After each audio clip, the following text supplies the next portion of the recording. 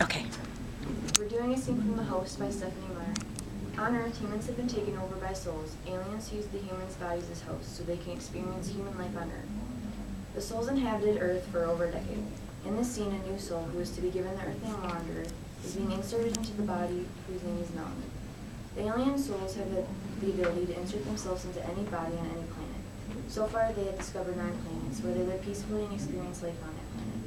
A soul can essentially live forever as long as they have a healthy host body. Wanderer has experienced many worlds, but is new to Earth. During the scene, a healer named Ford Steepwaters is inserting Wanderer into Melanie's unconscious body. Other souls are watching the insertion. After inserting Wanderer into Melanie's body, Ford speaks with the Seeker, who has been assigned to look after Wanderer while they wait for her to awaken. Ford Steepwaters is played by Matt, the Seeker is played by Callie, and Wanderer and Melanie are played by me. Quiet, please. If you cannot observe professionally and silently, then I will have to ask you to remove yourselves. They're just curious, Fords. Insertion is hardly as interesting or challenging procedure as any soul has on the street or before an emergency. There's nothing for them to learn by observing today. They've never seen a grown human before. Are they blind to each other's faces? Do they not have mirrors? You know what I mean. A wild human, still soulless. One of the insurgents. She looks the same as any of us. It's exciting for them, that's all. The soul we implant today deserves more respect than to have her host body gawked at this way. She'll already have far too much to deal with as she acclimates. It's not fair to put her through this. I'm sorry. I didn't mean to react so negatively. It's just that fear for the soul. This soul was specially picked for this assignment. She is exceptional among her kind, braver than most. Her lives speak for themselves. She's lived on 7 planets.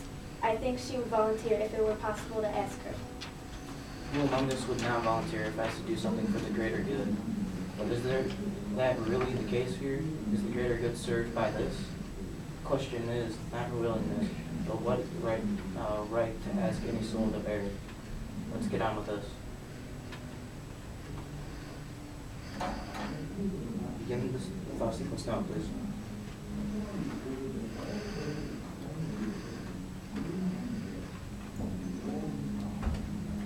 The soul is ready, Florence.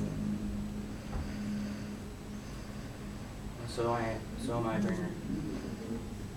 Well done, perfect as usual. I regret this day's work. You're only doing your job as a healer. This is a rare occasion when a healer creates an injury. Good luck, little wanderer. Good luck. I wish you didn't need it. Now we wait. She is a very strong soul.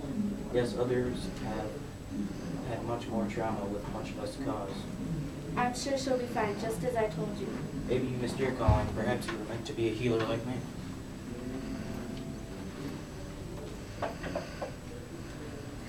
Oh, ha ha.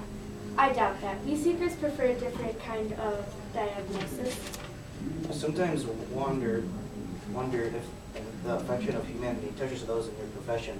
Balance is a part of your life choice. Does enough of your body's native temperament linger to give you enjoyment of the horde? We do not choose violence. We face it when we must, and it's a good thing for the rest of us that some of us are strong enough for the unpleasance. Your peace will be shattered without our work. One human girl, alone and unharmed. Yes, quite a threat to our peace.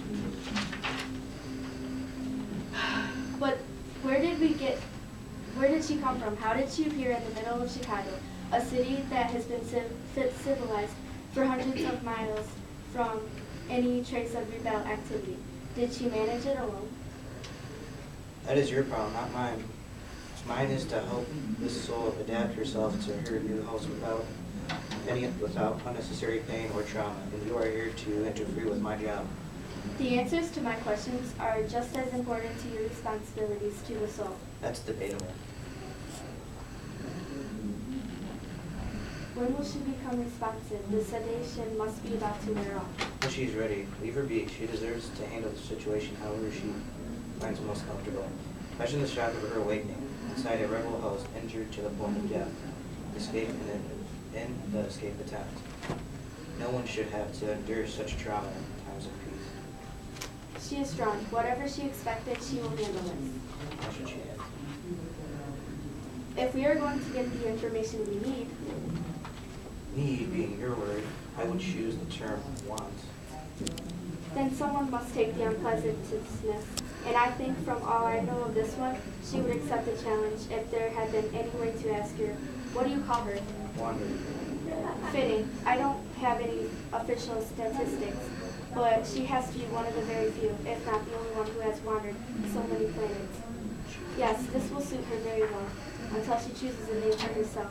Of course, she might assume her host's name. We found no matches on record for her fingerprints or retinal scan. I can't tell you what the name is. She won't take it human. Everyone finds the comfort their own way. This wanderer will need more comfort than most, thanks to your style of seeking. You would have reacted poorly to the early days of this occupation. Perhaps you react poorly to peace. Haha, you do not have a clear precipitation of what my calling initials. Long hours hunched over files and maps, mostly desk work. No very often the conflicts or violence you seem to think it is. 10 days ago, you were armed with killing weapons and running this body down. The exception, I assure you, the rule. Do not forget the weapons that disgust you are turned on our kind whenever the seekers have not been vigilant enough. The humans kill us happily whenever they have the ability to do so. Those whose lives have been touched by hostility think of us as heroes. You speak as if war is raging. To the remains of the human race, one is. Great job.